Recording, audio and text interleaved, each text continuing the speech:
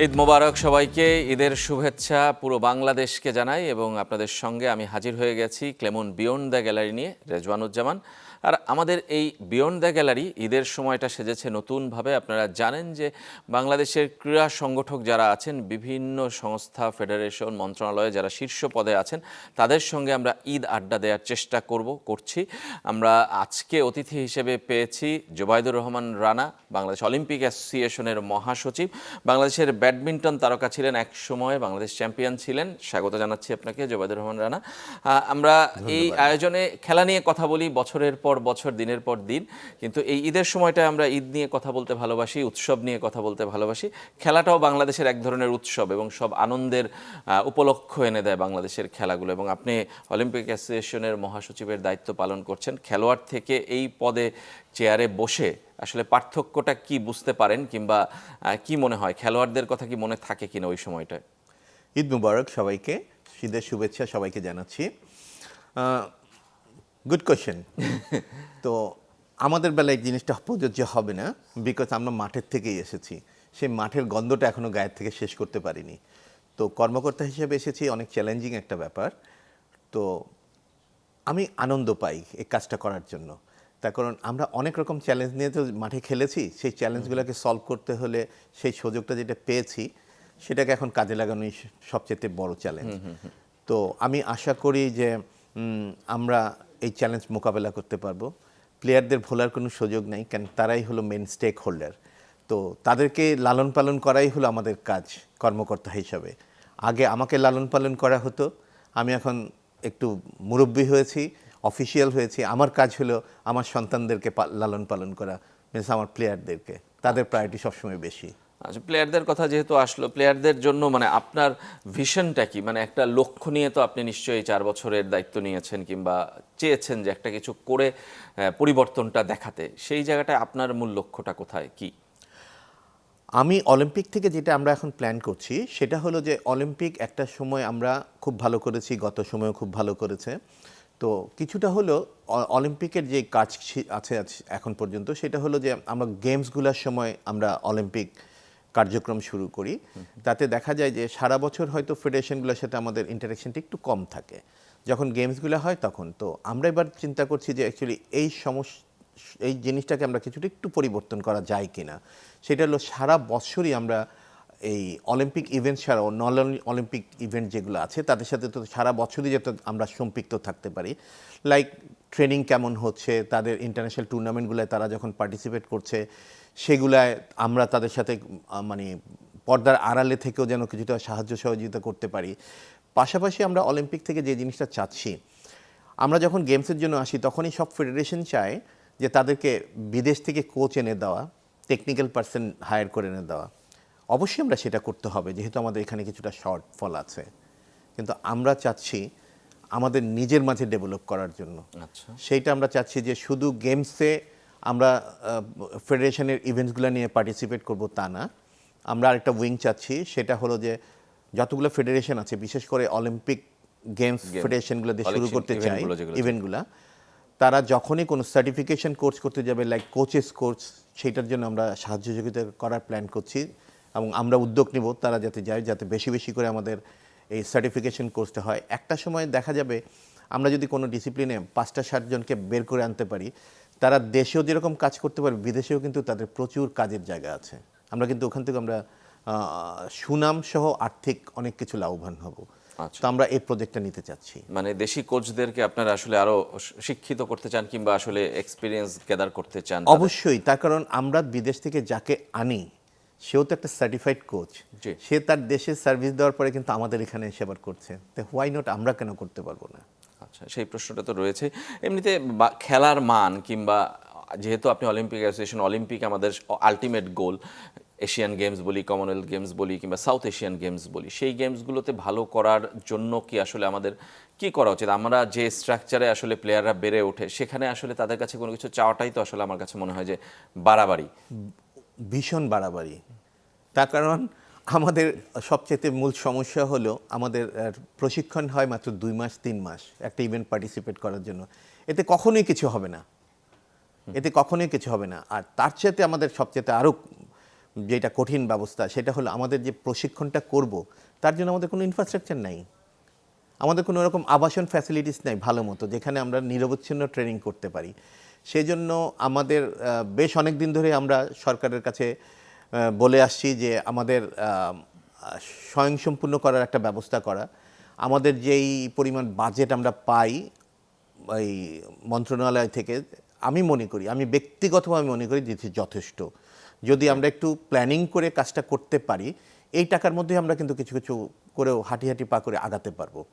যেমন আমার বছরে যদি একটাও কমপ্লায়েন্স কভার করে যদি একটা ইনফ্রাস্ট্রাকচার করতে পারি যে কোনো একটা ডিসিপ্লিনের জন্য, আমরা কিন্তু এটা পেয়ে গেলাম। পাশাপাশি আমরা বেশ কিছুদিন ধরেই আমরা সরকারকে বলছি যে প্রত্যেকটা ফেডারেশনকে আর্থিকভাবে স্বাবলম্বী করে দেওয়ার জন্য। এর জন্য যদি প্রয়োজন হয় 1-2 বছর যদি কনস্ট্রাকশন বন্ধও রাখতে হয়, শুধু ফেডারেশনগুলোকে স্বাবলম্বী করা যায়, যেটা আমাদের অলিম্পিকের প্রেসিডেন্ট মহোদয় সেদিন তার একটা বক্তব্যে বলেছেন, আমাদের ইফতার ছিল তখন বলেছিলেন যে প্রত্যেকটা ফেডারেশনকে যেন 30 কোটি টাকা করে দেওয়া হয়। এটা উনি বলেছেন একটা সিম্বলিক দিয়ে যে কেউ হয়তো 30 কোটি পাবে, কেউ হয়তো 20 কোটি টাকা পাবে, এরকমভাবে যদি দেওয়া যায় এবং ফেডারেশনগুলো যদি স্বাবলম্বী হয়, দেখা যাবে যে এই টাকাটাই কিন্তু দেবে, পরবর্তীতে আর বছরগুলোতে ফেডারেশনকে যে অনুদানটা দিতে হয় সেটা আর দেওয়া লাগবে না। আচ্ছা, এখান থেকে তারা এখান থেকে আয় করবে, এখান থেকে সারা বছর নিরবচ্ছিন্ন ট্রেনিং এর ব্যবস্থা হবে। আচ্ছা, এই সরকারের সঙ্গে এই আলোচনা তো আসলে অনেক দিন থেকে অনেকেরই হচ্ছে, কিংবা আপনাদের অলিম্পিকের আগের কমিটিগুলো হচ্ছে। এই দূরত্বটা কি আসলে এবার কি কমবে মনে হয়, যেহেতু একজন খেলোয়াড়ই আবার ক্রীড়ামন্ত্রী প্রতিমন্ত্রীর দায়িত্ব নিয়েছেন? এইটা কমবে মানে আমরা প্রচণ্ড আশাবাদী। আমরা তো মনে করছি এটা হয়ে গেছে, কেন এখন আমরা যে মন্ত্রী মহোদয়কে পেয়েছি উনিও কিন্তু এইটা ফেস করেই আজকে এই জায়গায় আছেন। উনাকে আমাদেরকে বুঝাতে খুব একটা বেগ পাওয়ার কোনো কারণই নেই, আমরা বলার সাথে সাথেই উনি বুঝবে, কেন উনিও এটা সাফার করে এসেছেন। তো আমরা তো ওনাকে পেয়ে খুবই আনন্দিত। পাশাপাশি আমরা যেটা এতদিন বলছিলাম যে ক্রীড়াঙ্গনে যে লোকগুলো আছেন, প্লেয়ার থেকে নিয়ে, কর্মকর্তার থেকে নিয়ে, সাংবাদিক থেকে নিয়ে, প্লাস আমাদের মন্ত্রণালয়ে যারা আছেন, আমরা কিন্তু ক্রীড়াঙ্গন এখন স্বয়ংসম্পূর্ণ। আমাদের কিন্তু বাইরের থেকে লোক এনে ক্রীড়াঙ্গন চালানোর প্রয়োজন নেই। তার মেন প্রমাণটাই হলো আমাদের মন্ত্রী। আমরা কিন্তু আজকে ক্রীড়াঙ্গন বলতে একদম সম্পূর্ণ আমি মাঠের লোককে বলছি, যাকে পেয়েছি মন্ত্রী হিসাবে। সো এটা আমাদের বিরাট পাওনা। তো আমি মনে করি আমাদের যে ক্রীড়াঙ্গনের যত বাধা ছিল, আশা করি আমাদের এইবার সব বাধা থেকে আমরা বের হয়ে আসতে পারবো ইনশাল্লাহ। মানে আপনি আশাবাদী? আমি খুবই আশাবাদী। আচ্ছা, আমরাও পরিবর্তন দেখতে চাই এবং পজিটিভ অর্থেই সেই পরিবর্তন দেশের ক্রীড়াঙ্গনে আসুক, সেটা আমরা চাই। এমনি আপনার কথা একটু আসতে চাই যে আপনি ধরেন খেলা শেষে আপনার পরিবারের একটা অংশ বিদেশে থাকে, আপনি তো খুব আরামসে আসলে এই ক্রীড়াঙ্গন থেকে দূরে চলে যেতে পারতেন, কিন্তু এই ঝামেলা জেনেও, এত জটিল পরিস্থিতি জেনেও কেন আসলে আসলেন আপনি এই সংগঠক হিসেবে, কিংবা এই একটা দায়িত্ব নিয়ে? এটা একটা নেশা। কেন নেশাটা হয়েছে জানি না, কিন্তু আমি যখন পরিবার ছোট থাকতে, আমার বাবা খুব ভালো খেলাধুলায় ছিলেন। আচ্ছা, তো এটা আমার বাবার থেকে আমরা সব ভাই বোনেরা পেয়েছি। তো আমার মাও খুব স্পোর্টস লাভার ছিলেন, প্লাস কালচারাল মাইন্ডেড ছিলেন। আমরা যখন ছোট থাকতে আমার সবাইকে কিছু না কিছু একটা করতেই হতো, হয় খেলাধুলা নাহলে গান বাজনা করতেই হতো। আচ্ছা, মানে কো-কারিকুলার অ্যাক্টিভিটি একটা একদম। এবং আমার আম্মার খুব পছন্দ ছিল, আব্বারও খুব উৎসাহ ছিল। আমরা যেমন ছোটকালে যখন কোনো আব্বা আম্মার কাছে কোনো গিফট পেতাম, খেলাধুলার জিনিস ছাড়া কখনো পাইনি, অন্য কোনো কিছু দিত না। সবসময় আমাদের বার্থডে গিফট বা যাই হোক আমাদেরকে খেলার কিছু একটাই আম্মা আব্বা দিত। আচ্ছা, তো যেমন আমরা 5 ভাই বোন। আমার বড় বোন সে খুব ভালো গান করতো এবং তার গানের টিচার ছিল। আমার ছোট বোন সে নাচতো। আচ্ছা, আমার বড় ভাই সে খুব ভালো ফুটবল খেলতো, সে এখন ঢাকায় আছে। তো সে পাশাপাশি খুব ভালো কবিতা আবৃত্তি করতো, কবিতা লিখতো। আচ্ছা, আর এরপর আমরা 3 ভাই খেলাধুলার সাথে সম্পৃক্ত ছিলাম। তো আমাদের সময় তখনকার মূল খেলাটাই তো ছিল ফুটবল, একদমই তাই। এবং সেকেন্ড গেম ছিল আমাদের হলো ক্রিকেট। আর ব্যাডমিন্টনটা কিভাবে আসলো, ওই সিজনাল গেম থাকতো।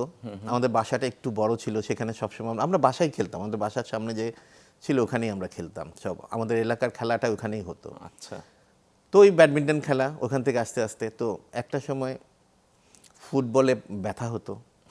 তো আমার বাবা ছিল ডাক্তার, তো সে সব কিছুই দিত। তো তারপরও কেন মনে হলো ব্যাডমিন্টন করলে মনে ভালো, বডি কন্ট্যাক্টটা।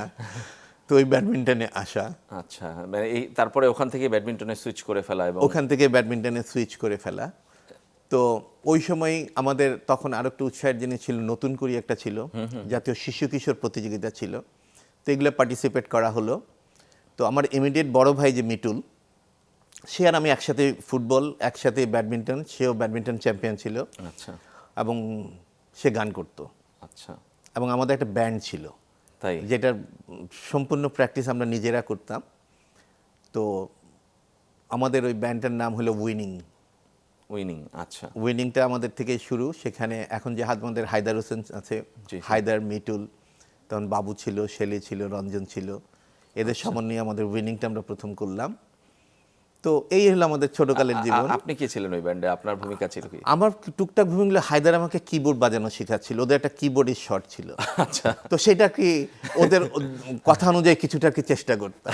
আচ্ছা, চালিয়ে নিয়ে যাওয়া। আচ্ছা আচ্ছা, তার মানে আপনার শৈশবটা আসলে খুব মানে ভালো, মানে বর্ণিল ভাবেই কেটেছে। আমার মনে হয় যে এখনকার মানুষের জন্য ঈর্ষা হবে আসলে এই প্রজন্মের যারা। না সেটা না, তবে আমরা সবকিছু মানে একটু স্পোর্টস কালচার সবকিছু নিয়ে, পড়ালেখা নিয়ে সবকিছু অবশ্যই বন্ধু, কালচার, স্পোর্টস, এটাই তো এখন খেলার সুযোগই তো এখন মেলে না মানুষের জন্য, এখন বাচ্চাদের জন্য তো আসলে মাঠই পাওয়া যায় না। সেটাই। মানে সেই হিসেবে আপনার জন্য আসলে খুবই সৌভাগ্যবান আপনি যে ওই সময়টা আপনি কাটিয়েছেন। আমরা আরো কথা বলবো আপনার সঙ্গে, একটা ছোট্ট বিরতি নিয়ে আসতে চাই। আমাদের ক্লেমন বিয়ন্ড দ্য গ্যালারির এই ঈদের বিশেষ আয়োজনে একটা ছোট্ট বিরতি নিচ্ছি, সঙ্গেই থাকবেন।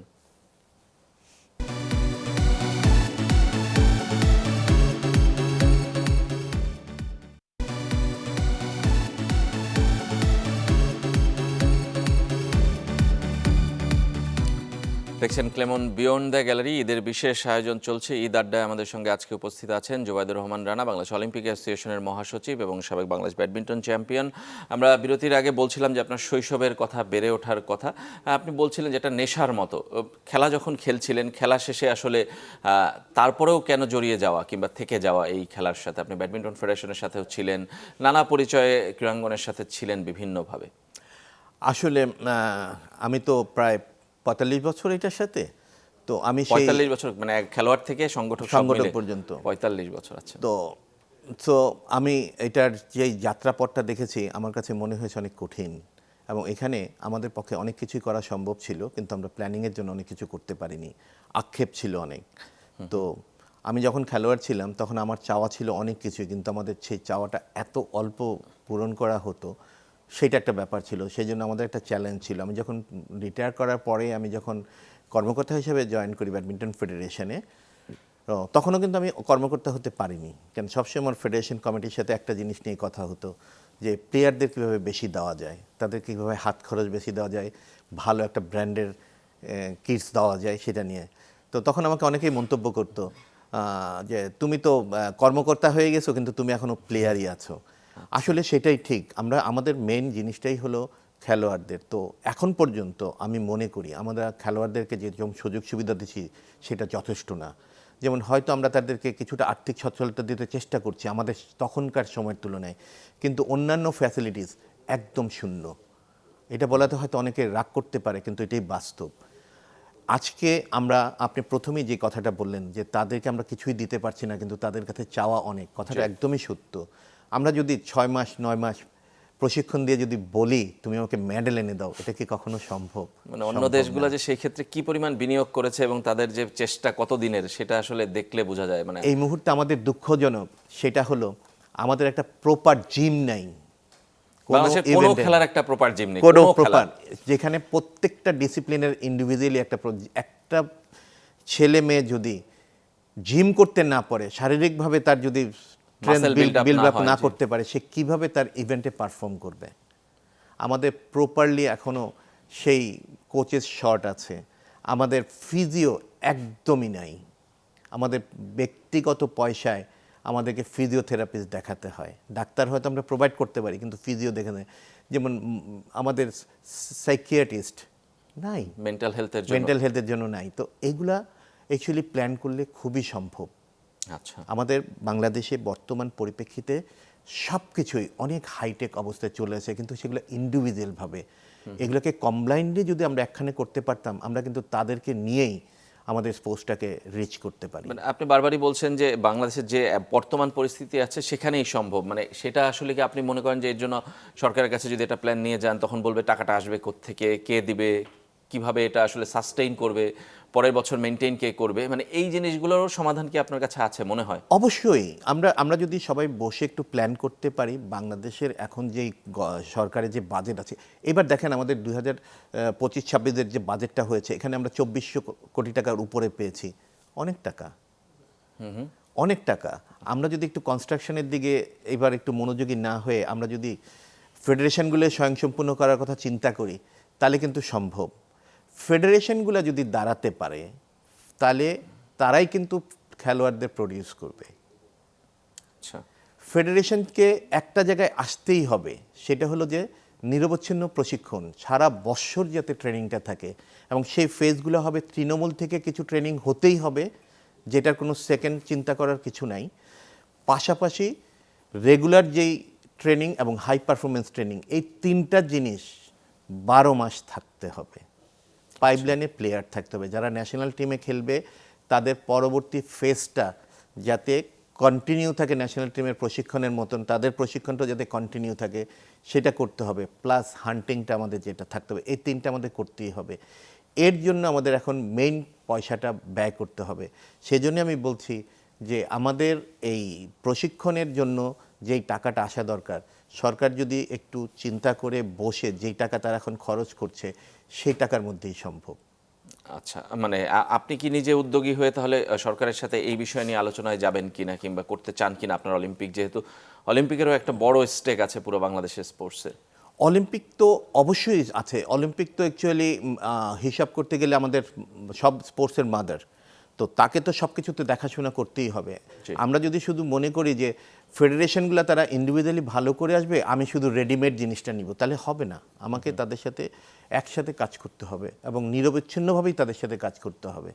আচ্ছা, এমনি খেলোয়াড়দের জন্য আপনি কোনো আশার বাণী কি দিতে পারেন? মানে আপনার কি মনে হয় যে খেলোয়াড়রা বাংলাদেশে একদম তৃণমূল থেকে যারা আসে তারা অনেকে বাধ্য হয়ে আসে, অন্য কোনো কিছু করতে পারে না, ভাবে যে খেলায় আসলে কিছুটা হলেও টাকা পাবে, খাওয়ার সুযোগ পাবে, কিন্তু সত্যিকার অর্থে যাদের প্রতিভা আছে কিংবা যারা আসলে সচ্ছল ফ্যামিলি, তারা তাদের সন্তানকে খেলায় পাঠাতে চায় না, বাংলাদেশের বাস্তব চিত্র এটাই, দু একটা ব্যতিক্রম বাদে, তারা কি আসলে আগ্রহী করার জন্য কোনো আপনি আশার বাণী দেখাতে পারেন?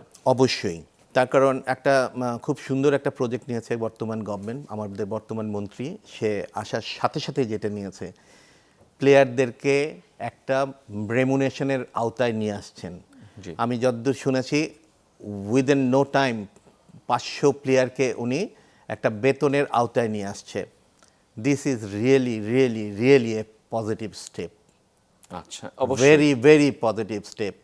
যখন দেখবে প্যারেন্টসরা যে এখানে আসলেও তাদের একটা ভবিষ্যৎ আছে, তখন কিন্তু প্যারেন্টসরা উৎসাহ দেয়। আগে কি ছিল, প্যারেন্টসরা চিন্তা করতো যে এখানে দেওয়া মানে তার ভবিষ্যৎটা নষ্ট করে দেওয়া, সেজন্য সবাই বলতো খালি পড়ালেখা করো, চাকরি নাও, ব্যবসা করো। সেটা খেলাও যে একটা ভবিষ্যৎ হতে পারে, সেটার জন্য আমি যেই স্টেপটা বর্তমান গভর্নমেন্ট নিয়েছে, আমি প্রধানমন্ত্রীকে সহ আমাদের ক্রীড়ামন্ত্রী তাদেরকে আমি ধন্যবাদ জানাই যে আসা মাত্রই ওনারা যে স্টেপটা নিয়েছেন, দিস ইজ রিয়েলি পজিটিভ। এইটা থেকে আমরা যদি কন্টিনিউ করতে পারি, সামনের দিনগুলো আমরা স্পোর্টস ভালো করব, আমি বিশ্বাস রাখি। এবং এই সরকারের বেশ কিছু ইশতেহারেও ছিল খেলাকে পেশা হিসাবে দাঁড় করানো, খেলাকে স্কুল পর্যায় থেকে শুরু করা, 4-5 থেকে কয়েকটা বাধ্যতামূলক খেলা করা হচ্ছে, এবং একইভাবে একটা নতুন করে স্পোর্টস নামে একটা চালু করা হচ্ছে যে প্রতিভা অন্বেষণের জন্য। মানে এগুলো যদি বাস্তবায়ন হয়, মানে আপনি কি আশাবাদী? অবশ্যই। এই যেমন আরেকটা জিনিস নিয়েছে অলরেডি আমাদের মন্ত্রী মহোদয়, সেটা হলো 5টা ইভেন্টসকে স্কুলে ক্লাস 4 থেকে শুরু বাধ্যতামূলক করা।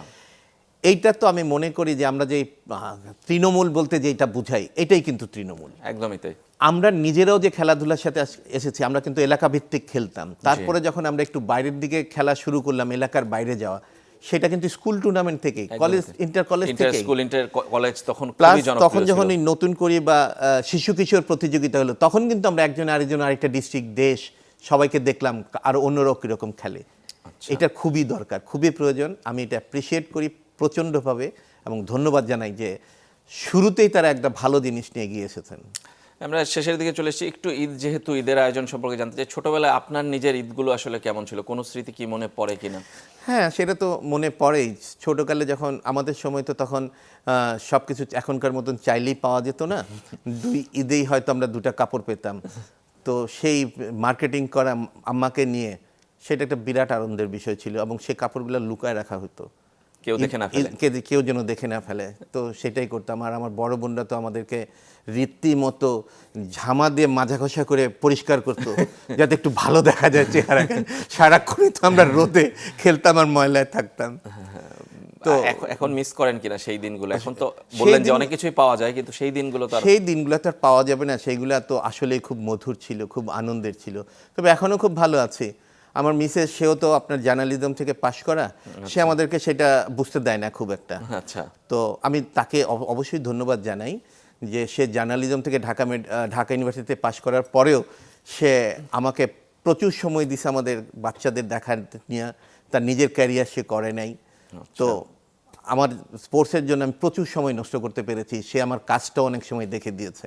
আচ্ছা, আপনি প্রচুর সময় অর্থ দুটোই নষ্ট করেছেন এবং সেটা ক্রীড়াঙ্গনের স্বার্থেই। এবং আপনি যে সময়টা কিংবা অর্থ যেটাই বলি নষ্ট করেছেন কিংবা বিনিয়োগ করেছেন, এত বছর পরে 45 বছর পরে এসে এবারের ঈদটাই কি মনে হচ্ছে যে বাংলাদেশ একটু হলেও স্পোর্টসে, অন্য কিছুতে না, যে চেঞ্জ হবে, ঘুরে দাঁড়াবে, আমরা এটাই চাই, কিন্তু আশাবাদী হওয়ার সাথে বাস্তবতার আসলে মিল কতটুকু?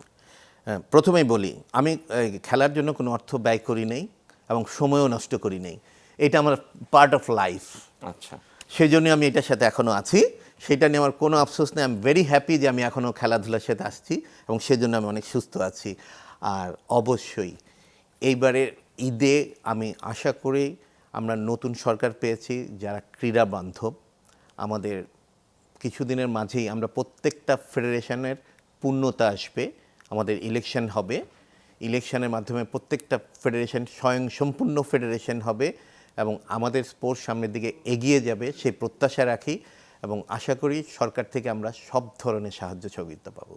ধন্যবাদ আপনাকে জুবাইদুর রহমান রানা আমাদের স্টুডিওতে আসার জন্য। আমরা এমন আশার বাণী দিয়ে শেষ করতে চাই, ঈদ মানে আনন্দ, ঈদ মানেই আসলে সামনে খুশির দিন এবং সেই খুশির দিনটা শুধু একদিনে নয়, ছড়িয়ে পড়বে সামনের দিনগুলোতে এবং পুরো বাংলাদেশে।